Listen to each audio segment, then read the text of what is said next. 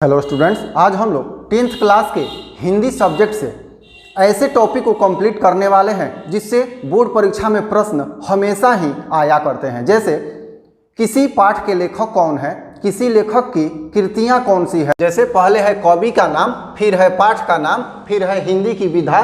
तो इसमें हिंदी की विधा में सब में कविता ही होगा। फिर यह है लेखक की प्रमुख कृति और यह है काल। काल मतलब किस समय से या किस तरह की वो अपनी कविता लिखते हैं, ये है। तो चलिए आइए देखा जाए। पहला है गुरु नानक। पाठ का नाम है, पहला पाठ है और पाठ का नाम है राम नाम बिनु बिरथे जो नर दुख में। ये है, ये कविता है। लेखक की प्रमुख कृति अर्थात गुरु नानक की प्रमुख कृति है जपूजी और साहिला। ये भक्ति काल के हैं, ये याद रखिएगा। फिर है रसखान। पाठ का नाम है प्रेम अयनी श्री राधिका।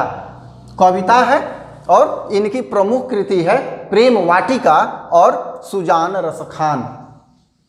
इसके बाद ये भी भक्ति काल से संबंधित है। ये सब बहुत ही इंपॉर्टेंट है, कहीं से भी प्रश्न आ सकता है। जैसे गुरु नानक निम्नलिखित में से किस काल से संबंधित है। आधुनिक काल, भक्ति काल दे देगा यहाँ पर, प्रगतिवाद, छायावाद, किससे संबंधित है तो कहेंगे भक्ति काल से संबंधित है। इस तरह से क्वेश्चन आ सकता है। रसखान की एक कृति का नाम लिखें या सुजान रसखान किनकी रचना है। ये 4 ऑप्शन दिया रहेगा। तो बहुत तरह से ये जो यहाँ पे आपको डाटा दिखाया जा रहा है, बहुत सारे क्वेश्चन इससे आ सकते हैं। अब है घनानंद। पाठ का नाम है अति सुधो स्नेह। ये कविता है, इनकी मुख्य कृति है विरह लीला और प्रेम पथिक।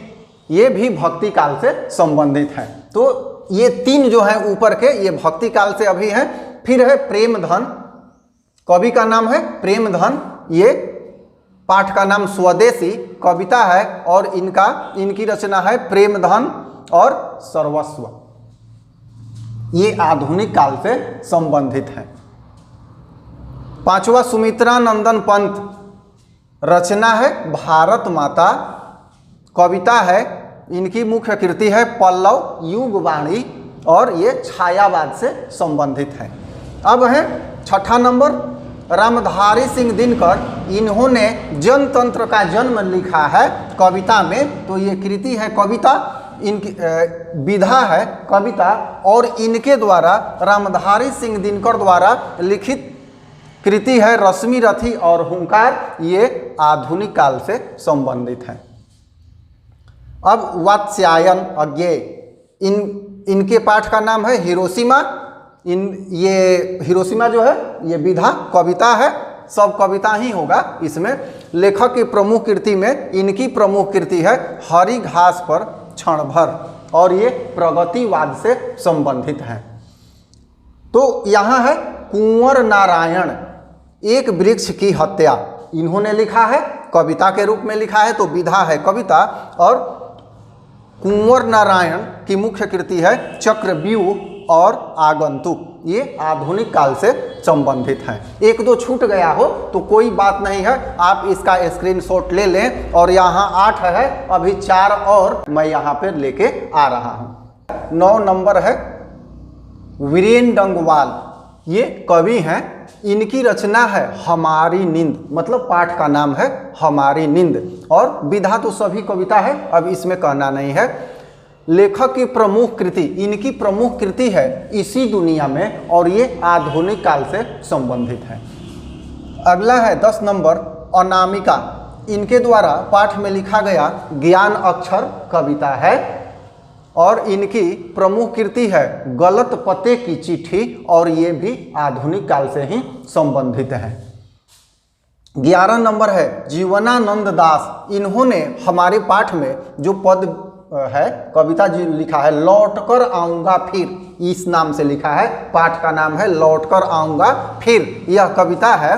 और इन्होंने महापृथ्वी और वनलता सेन, ये 2 प्रमुख कृति इनकी है और ये भी आधुनिक काल से ही संबंधित हैं। 12 नंबर है रेनर मारिया रिल्के।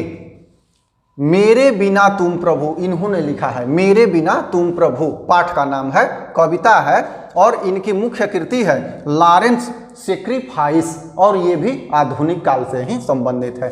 तो मैं तो यही चाहूँगा कि इसका भी आप लोग स्क्रीनशॉट ले लें और इसकी तैयारी कर लें। ये आज इस वीडियो में आपने जितने कवि के नाम, पाठ के नाम और हिंदी की विधा, लेखक की प्रमुख कृति और किस काल से संबंधित है, ये सब जो आपने देखा, इसमें से बहुत सारा क्वेश्चन हमेशा ही बोर्ड की परीक्षाओं में आया करता है। तो ये वीडियो आपके लिए काफ़ी महत्वपूर्ण है। स्क्रीनशॉट ले लें या तो वीडियो को भी प्लेबैक करके इसको रिवीजन कर सकते हैं। धन्यवाद।